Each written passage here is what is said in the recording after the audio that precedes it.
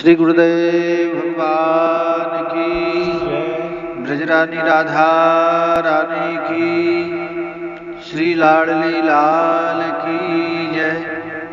थोड़ा सा कथा से पहले कीर्तन कर दो। राधा राधा राधा राधा राधा राधा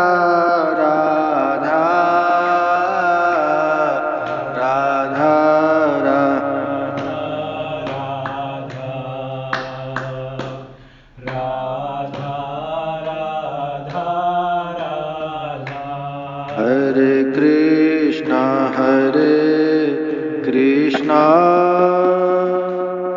कृष्ण कृष्ण हरे हरे,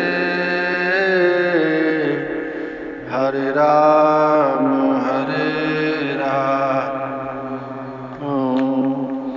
राम राम हरे हरे, हरे कृष्ण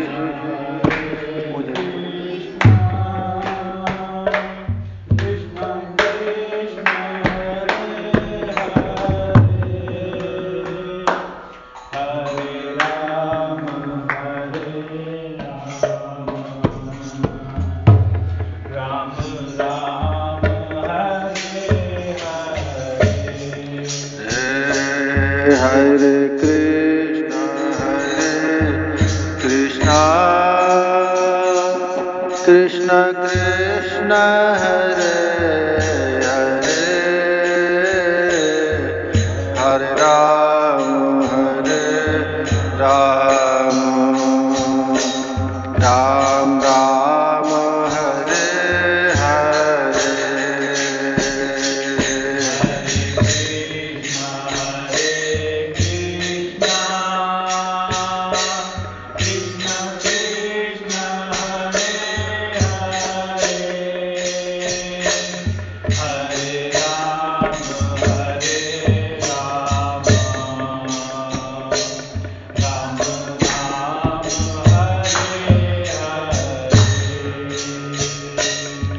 हरे कृष्ण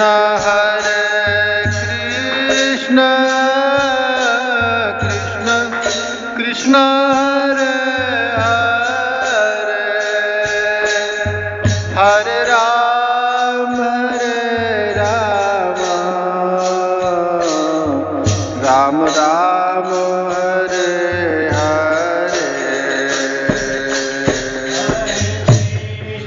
हरे हरे।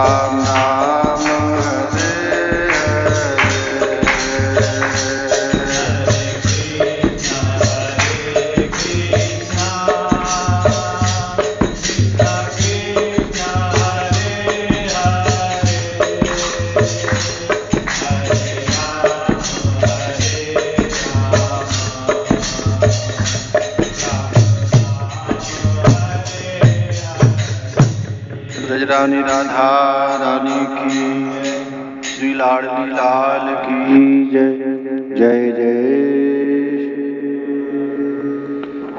अग्रदेव आज्ञा दई, संतन के गुण गाओ, भवसागर को तरन को नाहिन आन उपाय। तो ये मानव जन्म मिला है केवल भगवत प्राप्ति के लिए। इस रहस्य को यदि कोई जान गया है, वही जीवन का लक्ष्य पा लिया है। नहीं तो भगवान की माया अद्भुत है, इसी संसार में भटकाती रहेगी। और इस रहस्य को जानने के लिए संतों का चरित्र पढ़ना बहुत जरूरी है। संत लोग कैसे इस जीवन में आकर भवसागर से प्राप्त पार हो गए।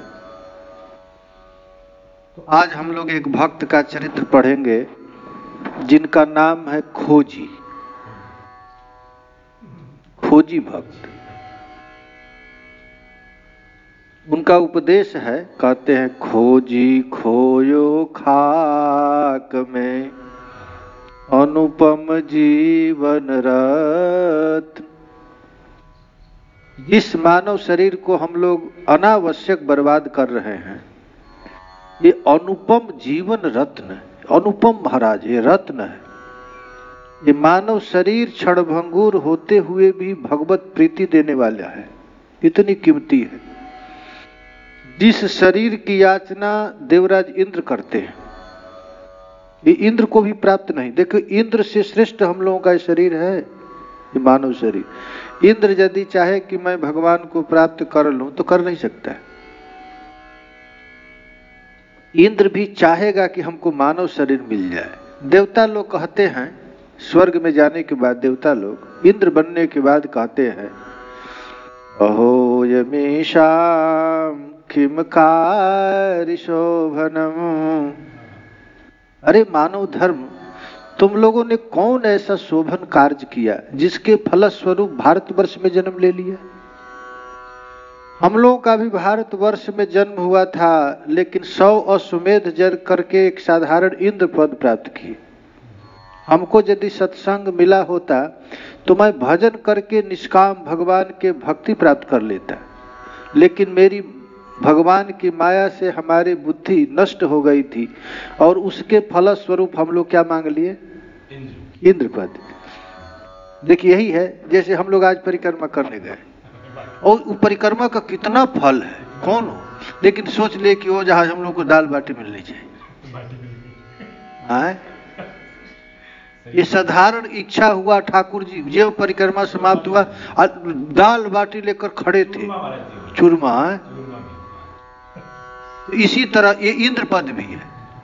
भजन तो करते हैं और मांग ली संसारिक। कृष्ण कहे आमा भजे मांगे विषय सुख, अमृत छाड़ विष मांगे से ही बड़ मूर्ख। ये कितनी मूर्खता है। इंद्र कह रहा है कि मैं 100 यज्ञ अश्वमेध यज्ञ किया, लेकिन उसके फलस्वरूप में इंद्र पद मान ली। आज मुझको पछतावा हो रहा है। वही खोजी भगत कह रहे हैं, खोजी खोयो खाक में। इस मानव शरीर को मैं खाक में मिला दिया, राख में मिला दिया। अनुपम जीवन रत्न। इस मनुष्य जीवन की उपमा किसी से दी नहीं जा सकती। अनुपम है, ये रत्न है। किन्हो मूर्ख क्यों नहीं राम मिलन को यत्न। अरे मूर्ख, इस मानव शरीर को प्राप्त करके तू धन के चक्कर में पड़ा रहा, प्रतिष्ठा के चक्कर में पड़ा रहा। हम प्राइम मिनिस्टर बन जाएंगे, मुख्यमंत्री बन जाएंगे, इसके लिए अपने जीवन को बर्बाद करता रहा, एक छोटे छोटे पद प्रतिष्ठा के लिए। अरे मूर्ख, राम मिलन को यत्न, राम मिलने के लिए तू प्रयत्न नहीं किया। अरे तू जितना प्रयत्न मुख्यमंत्री बनने के लिए कर रहा था, एक साधारण धन कमाने के लिए कर रहा था, उससे थोड़ा सा ही प्रयत्न में राम मिल जाते, लेकिन तू इसके लिए यत्न नहीं किया। अरे खोजी खोजत जग मुआ, लगा न कछु भी हाथ। ये संसार क्या है? केले का छिलका है। केले का पेड़ देखे है ना, छिलते जाओ कुछ नहीं मिलेगा, छिलका ही छिलका मिलेगा। उसी तरह संसार को खोजते जाओ, कुछ है ही नहीं। अरे लगा न कछु भी हाथ। इस संसार में कुछ रहता है तब तो मिलता है। इसी शरीर को देखो, आखिर इसमें क्या है? आत्मा है, इसीलिए शरीर अच्छा लग रहा है। आत्मा यदि शरीर में न रहे तो मल मूत्र पीबे, क्या है? किसको खोज रहा है? इस शरीर को लोग खोज रहे हैं। वो खूब खिलाओ मीठा, क्या है इस शरीर में? वही कह रहे, खोजी खोजत जग मुआ, लगा न कछु भी हाथ। कुछ नहीं मिला। प्राइम मिनिस्टर बन जाओ चाहे इंद्र पर, कुछ हाथ नहीं मिला। तज के जग जंजाल को भजु सीता रघुनाथ। जो विद्वान व्यक्ति है, जो चतुर व्यक्ति है, इस जग जंजाल को छोड़ करके रघुनाथ जी को खुश करना चाहता है, ठाकुर जी प्रसन्न हो जाए। बस जीवन का अंतिम लक्ष्य यही है। अरे खोजी खटपट छोड़ के प्रभु पद में मन जोड़। खटपट क्या है? संसार में केवल खटपट ही है। जहां जाओ, घर विवाह कर लो, खटपट, बेटा हो जाए खटपट, बिजनेस व्यापार खटपट, बिना खटपट का कुछ भी नहीं। अरे खोजी खटपट छोड़ के प्रभु पद में मन जोड़। अपने मन को प्रियालाल के चरण कमल में जोड़ लो। काम न देगी अंत में पूंजी लाख करोड़। कितना भी बैंक बैलेंस कर लो, पैसा पर पैसे कितने इकट्ठा कर लो, लेकिन एक पैसा काम नहीं आएगा। लगेगी जमराज का लात तो एक पैसा भी काम में नहीं आएगा, घूस चलेगा नहीं वहां। तुमको मानव शरीर दिया था वही कंकड़ पकड़ इकट्ठा करने के लिए। दे एक बिल्डिंग, दो बिल्डिंग, बिल्डिंग पर बिल्डिंग बनाओ, इधर जमराज की लात लगेगी। देखिए इन महापुरुष का चरित्र हम लोग सुनेंगे, इनका तो अभी उपदेश सुन रहे हैं खोजी का। अरे खोजी कहे पुकार के ऊंचो वैष्णव धर्म। दोनों हाथ उठा करके खोजी भगत कह रहा है कि सबसे बड़ा यदि कोई धर्म है तो वैष्णव धर्म। वैष्णव धर्म का अर्थ होता है प्रेम धर्म।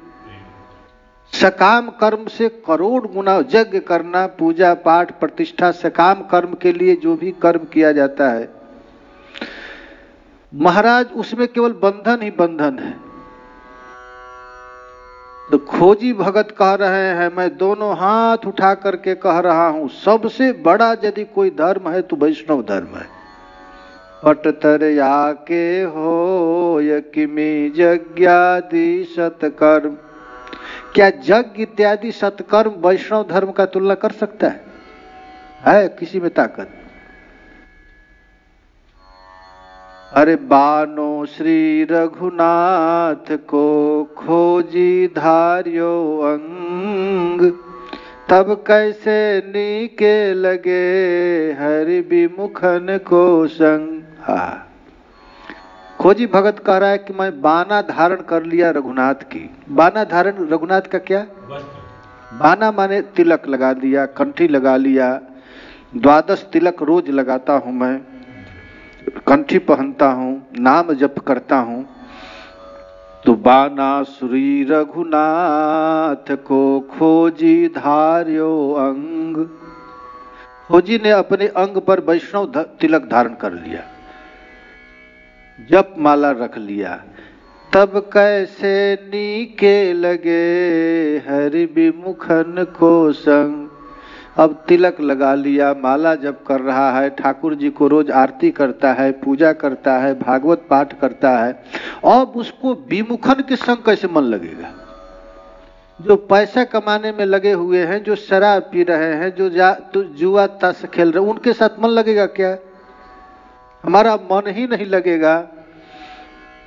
अरे खोजी ताल बजाय के सुमिरो श्री रघुवीर, जिनकी कृपा कटाक्ष ते छूटी जात भववीर। ओ ताल बजा करके कह रहे हैं, अरे मनुष्यों, तुम लोग कहां भटक रहे हो?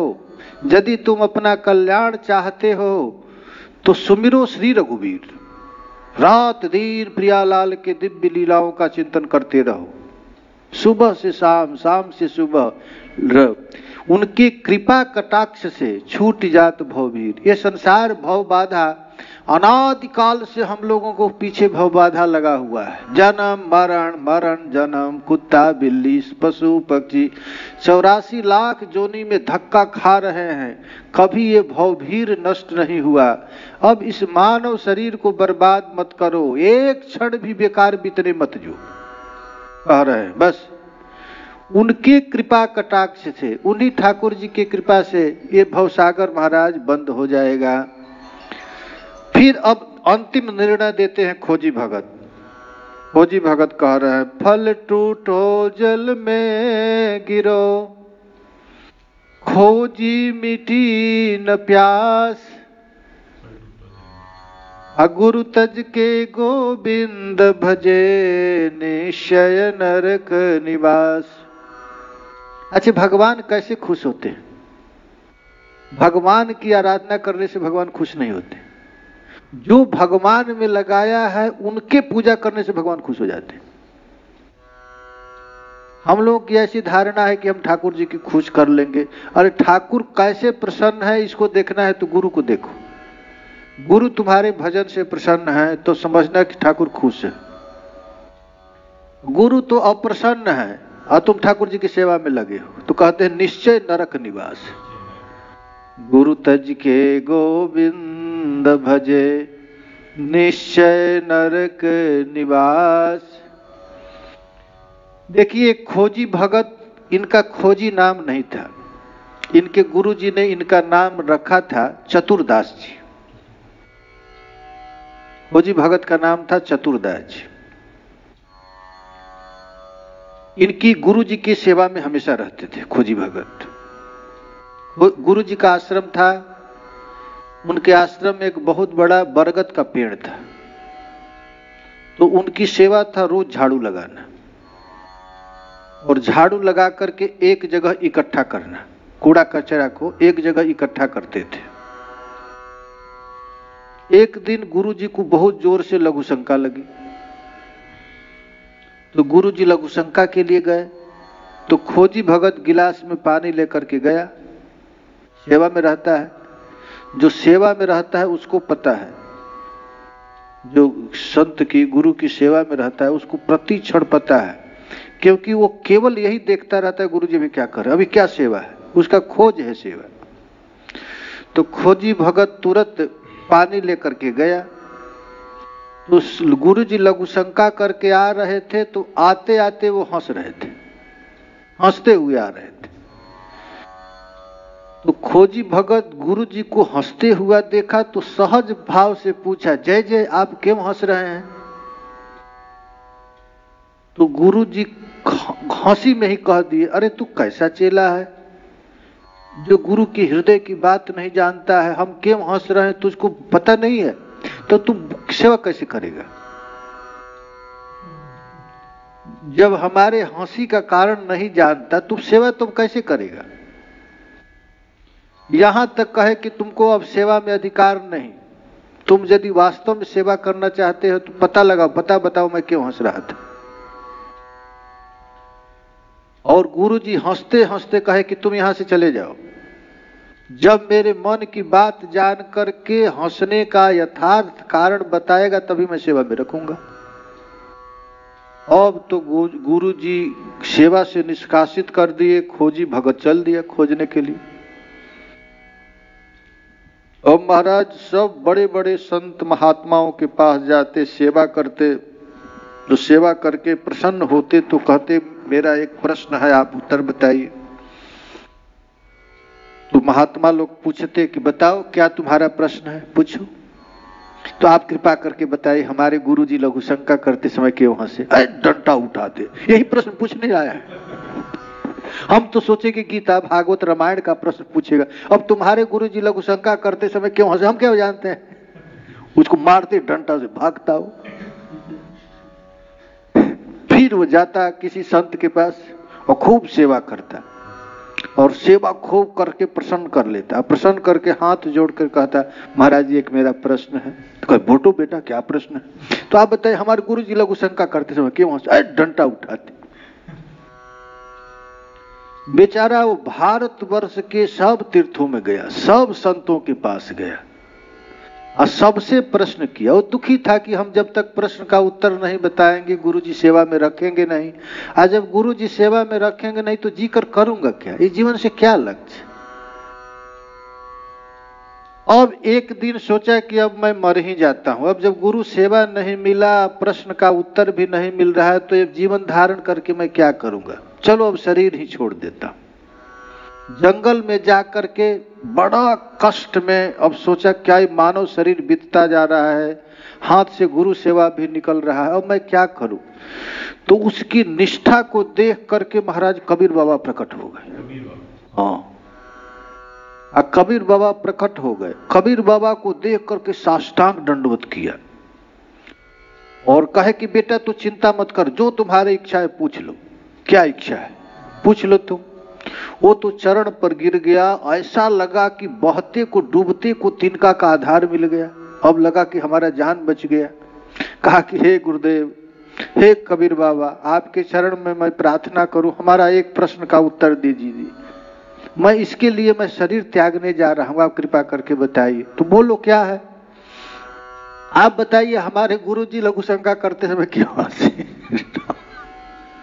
वो कबीर बाबा सुन करके प्रसन्न हो गए, कहे कि नहीं मैं बताता हूं, सुनो। देखो तुम्हारे गुरुजी लघु शंका कर रहे थे बट वृक्ष के नीचे। तो हाँ हाँ, बट वृक्ष के नीचे वहां कूड़ा करकट जा। तो हाँ हाँ। तो जब वो लघु शंका कर रहे थे तो लघु शंका के धार में वो बट का बीज बह रहा था, उसके धार में अब बह रहा था। तो उसको देख करके उनको हंसी आ गई कि देखो यही बीज जब अपने पेड़ से अलग हो गया है तो मूत में बह रहा है, और यही यदि पेड़ में लगा रहता तो इसकी शोभा रहती।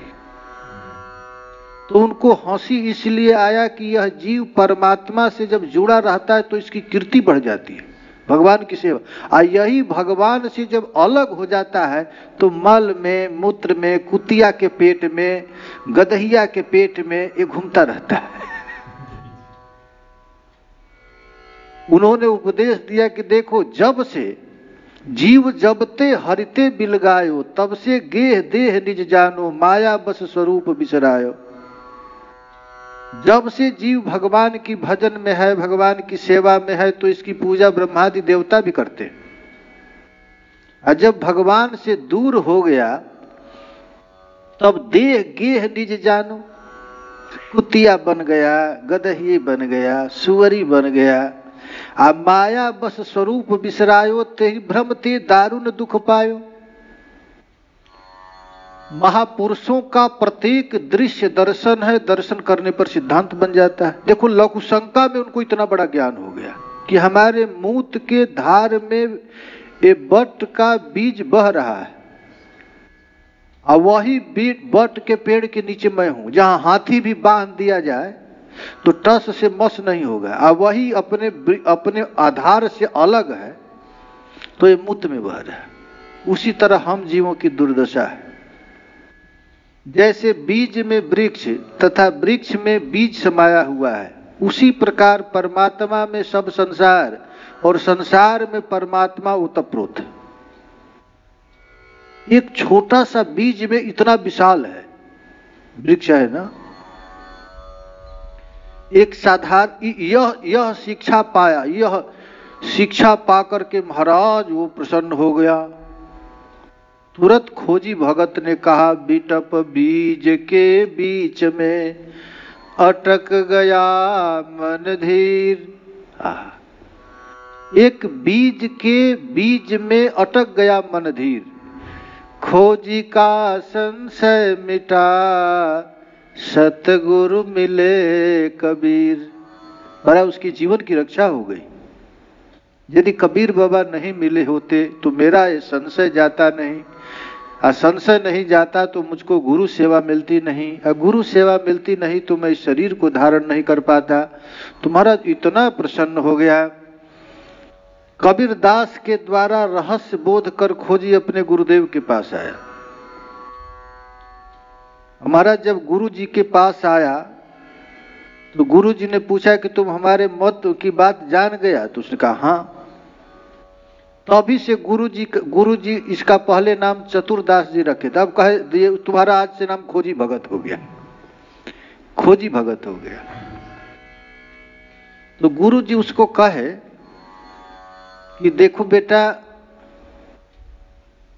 मैं जब मरूंगा तो मरते ही जब हम परमात्मा को मिलेंगे, भगवान के धाम में जाएंगे, तो 1 घंटा में बांध दे तो घंटा अपने आप टन टन बजने लगेगा। गुरु जी ने अपने शिष्य को बता दिया। इधर खोजी भगत तो चला गया था खोजने के लिए, और जब आया तो घंटा बजा नहीं। तो खोजी भगत अब खोजने लगा कि हमारा गुरु जी का शरीर छूट गया, भगवान को प्राप्त हो गए, और घंटा क्यों नहीं बजा। तो संसार में बड़ा भारी बेइज्जती होगी, इसके गुरु जी झूठे थे। तब खोजी ने खोजी जीव के गुरु हरि भावना प्रवीण महा, देह अंत समय बांधी घंटा सो प्रमाणिए। अपने शिष्यों को बता दिए थे कि जब मैं मरूंगा, तो ये निश्चित समझ जाना कि घंटा बजेगा, तभी समझना कि हमको भगवत प्राप्ति हो गई। आवे प्रभु जब तब बाजू उठे जानो, यही पाए पे न बाजो बड़ी चिंता मन आनिए। लेकिन गुरु जी का शरीर छूट गया, घंटा नहीं बजा, और खोजी भगत को बड़ा भारी चिंता हुई कि अब क्या किया जाए। वो आया, पूछा घंटा क्यों नहीं बजा। तो जहां गुरु जी शरीर छोड़े थे वहीं आकर के सो गया वो खोजी भगत। तो सोया तो देखा पेड़ के ऊपर एक पका हुआ आम पड़ा था। तो तन त्यागे बेर नहीं होते, फेर पाछे आए वाही ठौर पौड़ी, देखो आव पको मानिए।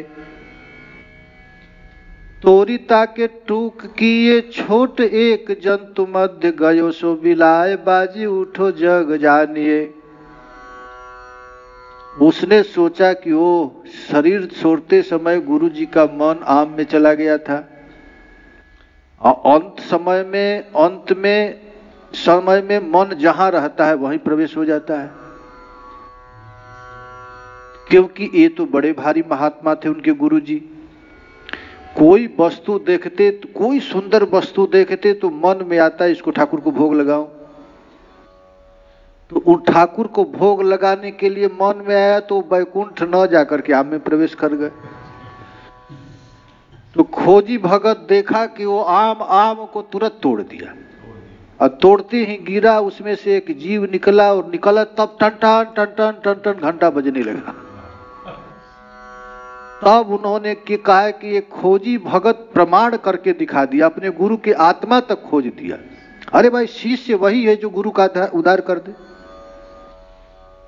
पिता का उद्धार कौन करता है? पुत्र।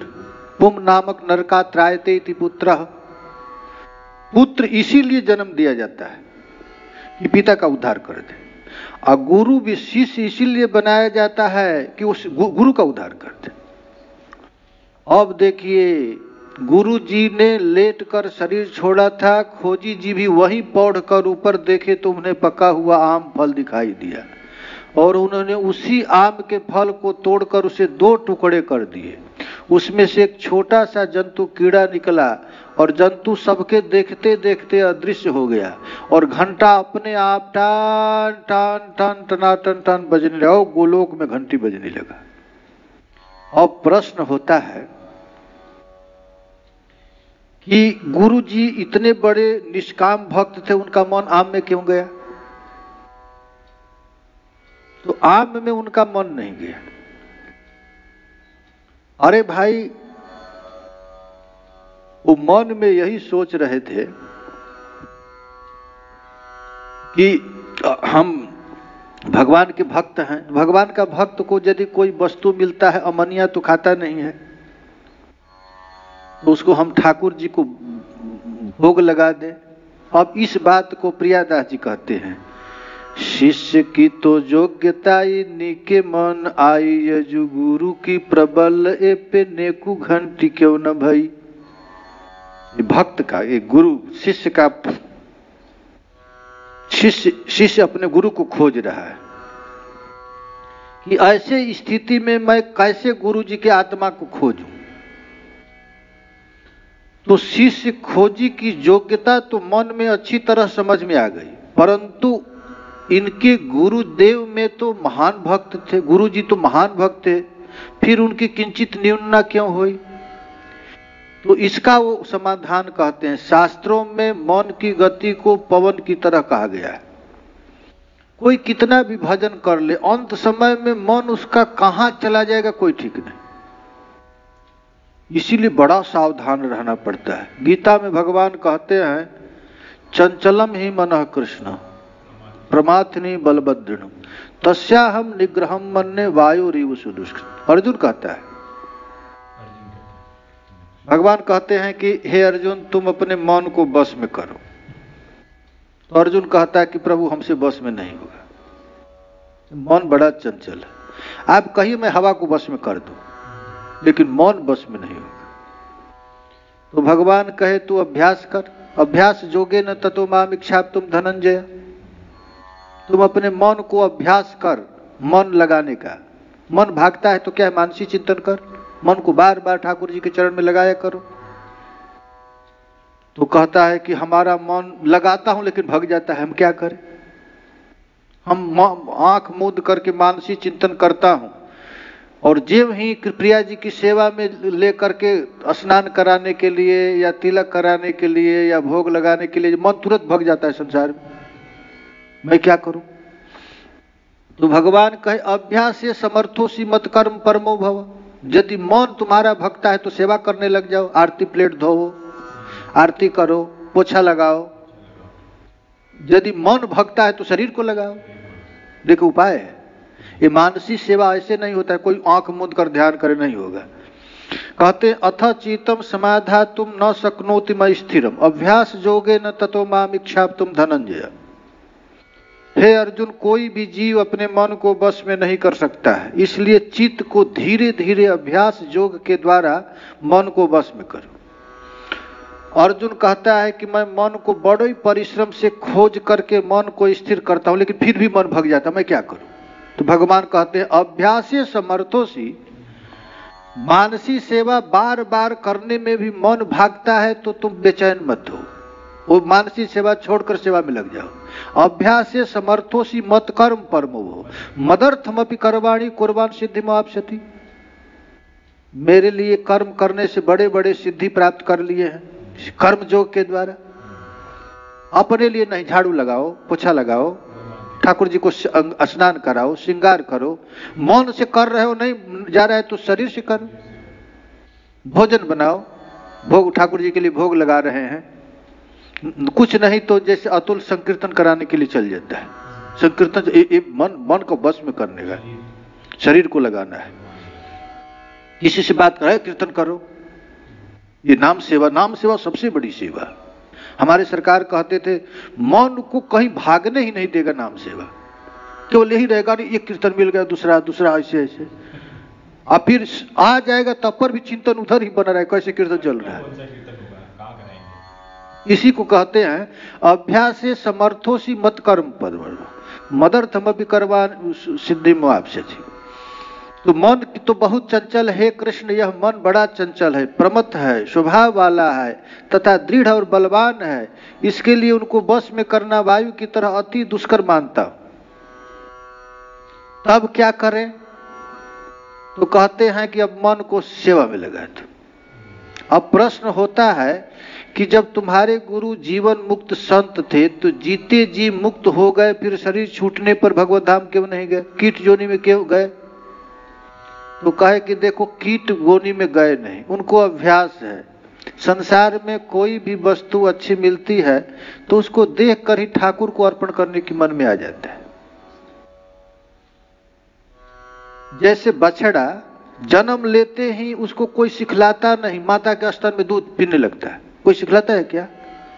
उसी तरह साधुओं को अभ्यास रहता है, कुछ भी वस्तु मिलता है तो ठाकुर को अर्पण कर दो। तो मरते समय उनको आम इतना सुंदर दिख गया, तो आम जब दिखा तो उनके मन में आया कि उसको तोड़कर ठाकुर को भोग लगाओ। तो तोड़कर भोग लगाना तो संभव नहीं था क्योंकि शरीर असमर्थ था, बूढ़ा शरीर था, वो हो नहीं सकता था। अतः मन ही मन भोग लगा दिए, मानसिक सेवा कर दिए, इतने में शरीर छूट गया। और जब शरीर छूटा तो वे भगवत धाम चले गए। तो भगवत धाम गए तो वहां भगवान मिले नहीं, क्योंकि वो तो भगवान को भोग लगा दिया आम खाने के लिए। भगवान मिलेंगे तब तो घंटी बजेगा। तो जब यहाँ देखे कि वो तो आ गए हैं, और जब चेला आया और चेला आकर के आम को फोड़ा तो उसमें से प्रभु निकलकर भागे और गए वैकुंठ में, तब भगवान और भक्त का मिलन हुआ तो अपने आप घंटी बज गया। भगवान आ गए थे, क्योंकि भक्त का मनोरथ अम्बरीश हित लाग दयानिधि सो जन्मे 10 बार। भगवान ही, भगवान का जितना भी अवतार है किस लिए? भक्त के सुख ले। राम सदा सेवक रुचि राखी। भगवान का अवतार होता है केवल अपने भक्तों को सुख देने के लिए। इसीलिए भक्त लोग कहते हैं, खोजी की एक और घटना है, ये जन्मजात वैराग्य और अनुरागवान होने के कारण खोजी बचपन से ही गृह काज से उदासीन रहते थे। जब खोजी छोटे थे तो हमेशा देखो भाई, जिस बच्चे को भगवान का भजन करना है तो जन्मजात संस्कार उसका होता है भजन करने का। अचानक कोई भजन करने नहीं लग जाता है। होनहार बिनवान के होत चीकने पात। जो भगवान का भक्त होने वाला है बचपन से ही उसका मन ठाकुर जी में लग गया। जैसे आप लोग यहां पर बैठे हैं, आप लोग ये मत समझिए कि इसी जन्म से भजन कर रहे हैं। अब मणि कुमार को ही देखिए, अभी से थोड़े जन्म से ही भजन कर रहा है, कई जन्म का है। हाँ भले कोई सब आप हैं, आप बैठे हैं, नाम आपको अभी मिल गया तो आपको अभी नाम मिला है, पूर्व जन्म का अभ्यास है भजन करने का। अब थोड़ा सा सत्संग मिल गया, वो उखड़ खिल गया। भगवान का, भगवान गीता में कहते हैं, बहु नाम जन्म नामंतो ज्ञानवान माम प्रपद्यते। अनेक जन्म संसिद्धि। एक जन्म से भगवत प्रेम, खास करके गिरिराज जी में बैठ करके नाम संकीर्तन करना एक जन्म की बात नहीं। मानव शरीर भी यदि किसी को मिलता है तो अफ्रीका के जंगल में मिल जाएगा, निग्रो बन जाएगा, पशु पिभेड़ी, फिर क्रिश्चियन बन जाएगा, मुसलमान बनेगा, फिर हिंदू में भी जैनी बनेगा, बौद्धिस्ट बनेगा, फिर सकाम कर्मी बन जाएगा, फिर शूद्र बन जाएगा, और धीरे धीरे यहां तक पहुंच गया प्रियालाल के दिव्य विहार तक। तो एक जन्म का ही भजन नहीं है। और इस समय यदि गुरु निष्ठा हो जाए, भगवान में निष्ठा हो जाए तो इसी जन्म में पार हो जाए। और यदि अपराध हो जाए तो कहने की बात ही नहीं। तो खोजी बचपन से ही घर कार्य से उदासीन रहते थे और भगवत भजन तथा साधु संग में इनका मन हमेशा रमा रहता था। इनकी यह रहनी अन्य भाइयों को अच्छा नहीं लगता है। जो भाई हमेशा संसार में पैसा कमाने में ही मस्त है, एक भाई भजन में लग गया तो और भाई को अच्छा लगेगा नहीं। ये कहां से आफत आ गया? हम लोग तो पैसा कमा रहे हैं, ये कर रहा है, इसका मन ही नहीं लग रहा है, भजन में लग रहा है। तो सब भाई उसे ईर्ष्या करने लगे, खोजी से सब भगत ईर्ष्या करने लगे। एक बार गांव में संतों की जमात आई। ये रात दिन संतों के सानिध्य में बैठकर अब खोजी भगत रोज रात दिन कीर्तन कथा में हिम्मत होने लगा। घर में खाना मिलता तो ठीक है, नहीं तो साधु लोग जो दे देते वही खाते रहता। इसी बीच इनके पिताजी का शरीर छूट गया, खोजी जी के पिताजी। तो घर के भाई लोग कहे कि पिताजी का शरीर है ना, इसको तो जलाने के बाद फूल को गंगा जी में विसर्जन करना पड़ता है, तो तुम ले जाओ विसर्जन कराओ। तो भाइयों ने कहा कि इसको ले जाओ गंगा लाभ करा दो, जीव की सदगति हो जाएगी। तो पिताजी के फूल को ले जाकर गंगा जी में डालो, तब पितृ ऋण से तुम मुक्त होगे। तो चतुरदास जी बोले, भाई सुनो, आप लोगों को पता नहीं है, श्री हरिनाम सदा सुखदाई। और जब हरिजन हरिनाम उचारे, आप तरे औरन को तारे। चतुरदास जी तो सत्संग में लग गए थे। ये लोग कहे थे गंगा जी ले जाओ, गंगा जी ले जाओ। तो आप कह रहे थे कि अरे भैया तुम लोगों को पता नहीं है, श्री हरिनाम सदा सुखदाई। जब हरिजन हरिनाम उचारे, आप तरे औरन को तारे। आ घूमत भगत नाम मुख बोले, तीर्थ गंगा पीछे डोले। हमको गंगा जी ले जाने के लिए कह रहे, मैं प्रभु का नाम ले रहा हूं। और जहां नाम संकीर्तन होता है वहां क्या होता है? अत्रैव गंगा जमुना च तत्र गोदावरी तत्र सरस्वती च सर्वाणि तीर्थानि वसन्ति तत्र। ये भक्त थे। महाराज कहे कि जहां नाम संकीर्तन होता है वहीं गंगा, जमुना, सरस्वती, त्रिवेणी सब तीर्थ आ जाते हैं। तीर्थ गंगा पीछे डोले। भला भक्ति भूमुख भाइयों के इनके वचनों में सहज विश्वास कब आने लगे? देखो भाई, जो भगवान का भजन नहीं करता है वो महात्माओं के बात पर विश्वास ही नहीं होता। महाप्रसादे गोविंदे नामो ब्राह्मण वैष्णवे स्वल्प पुण्यवताम राजन विश्वासो नहीं हो जाए थे। हम नाम की महिमा यहां पर कहने लगूं, आज जिसके पास सुकृति नहीं है, पुण्य नहीं, उसको नाम पर विश्वास नहीं होगा। तो उनके भाइयों को बिल्कुल विश्वास ही नहीं हुआ। इसलिए वे कहे कि आलस के कारण ये जाना नहीं चाहता और कहता है कि नाम रटने से सब काम हो जाएगा। उसको जबरदस्ती कहे कि ले जाओ। आलसी, एक तो काम करता नहीं, या दूसरे गंगा जी भेजते हैं तो कहता है कि हम नाम लेने से हो जाएगा। तो उसको बलपूर्वक भाइयों ने गंगा जी भेज दिया। अब वे संतों के साथ लिए हुए भगवान नाम संकीर्तन करते हुए पिताजी के फूल को लेकर चले। कुछ ही दूर चलने पर जल भरित पूर्ण कलश में शीश पर धरे बहुत सी स्त्रियां उधर से आने दिखाई देने लगी। खूब सुंदर सुंदर स्त्री अपने घड़े में जल लेकर के आने दिखाई दे रही है। स्वर्ण कलश शीश पर धरे हुए दिव्य देवियां एक समुदाय आकर के चतुरदास जी के पास प्रणाम की और प्रणाम करके देवियां पूछने लगी, भक्तवर आप कहां जा रहे हैं? तो कहे, मैं पिताजी के फूल गंगा जी में प्रवाहित करने के लिए जा रहा हूं।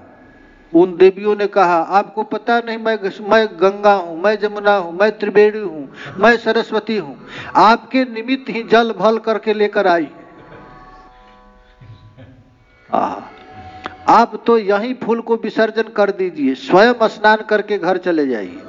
चतुरदास जी ने ऐसा ही किया और प्रतीति के लिए एक कलश गंगा जी का लेकर के अपने घर भी लेकर आए। लोगों को विश्वास नहीं होगा कि गंगा गया था कि नहीं, तो गंगा लेकर के गए। इसका प्रत्यक्ष प्रमाण देकर के गांव के लोग महाराज आश्चर्यचकित हो गए और चतुरदास जी को सम्मान किए। तब चतुरदास जी ने सब लोगों को भगवान नाम की महिमा बताई। महाराज, हम लोगों को विश्वास नहीं होता है, भगवान का नाम रटना भगवान के साथ रहने से भी अधिक शक्तिशाली है। अरे भाई, भगवान के साथ रहने से क्या मिलता है? आनंद। और नाम रटने में जो आनंद है भगवान के साथ भी नहीं। इसका प्रमाण है हनुमान जी। हनुमान जी क्या करते हैं? हमेशा नाम रटते हैं। रहते कहाँ है? भगवान के साथ। लेकिन भगवान ने इनको भरत जी के पास भेजा कि जाओ, तुमसे भी अधिक सुखी भरत है, वो हमसे दूर है, 14 बरस से दूर है, लेकिन देखो नाम ब्रह्म का स्मरण कैसा कर रहा है, नाम कर रहा है, झरझर झरझर आंसू गिर रहा है, नाम रट रहा है। यही महाराज नाम का स्वरूप है। नाम ही ब्रह्म है। ये नाम क्या है? शब्द ब्रह्म है, साक्षात ब्रह्म है। नाम रटना, श्री चैतन्य महाप्रभु कहते थे, बस 2 काम करो, आंख में लोर और दांत चिपोर, रो और नाम रटो। नयनम गलदश्रुधारया वदनम गदगद गुरुधया गिरा पुलकैर निचितम बपू कदा तब नाम ग्रहणे भविष्यति। हे नाथ, वह समय कब आएगा आपके मंगलमय नाम लेते ही मेरे आंखों से झरझर झरझर आंसू गिरने लगेगा। नयनम गलदश्रुधारया वदनम गदगद रुधया गिरा पुलकैर निचितम बपू कदा तव नाम ग्रहणे भविष्यति। समझ रहे हैं ना विनय जी? समझ रहे हैं ना? अच्छा, आपको जीवन में इतना आनंद कभी आया जब से नाम रट रहे हैं तब से? इससे पहले कभी आनंद आया था? और ये आनंद यदि अपराध न हो तो हमेशा बढ़ता जाएगा। अपराध हो जाएगा तो कब छिना जाएगा पता ही नहीं चलेगा। इसीलिए नाम रटने वालों को सतर्क होकर नाम रटना पड़े। कहीं हमको अहंकार न आ जाए, कहीं हम किसी वैष्णव को छोटा न समझ लें, अरे वो नाम नहीं रटता है, इतना भी छोड़ने से वो हो जाएगा। किसी में दोष यदि दिखेगा तो नाम प्रभु नष्ट हो जाए। इसलिए प्रसन्न होकर के, यदि नाम में हमेशा सुख लेने की इच्छा है तो श्री चैतन्य महाप्रभु ने एक मसाला दिया है, तृणादपि सुनीचेन तरोरपि सहिष्णुना अमानिना मानदेनम कीर्तनीय सदा हरि।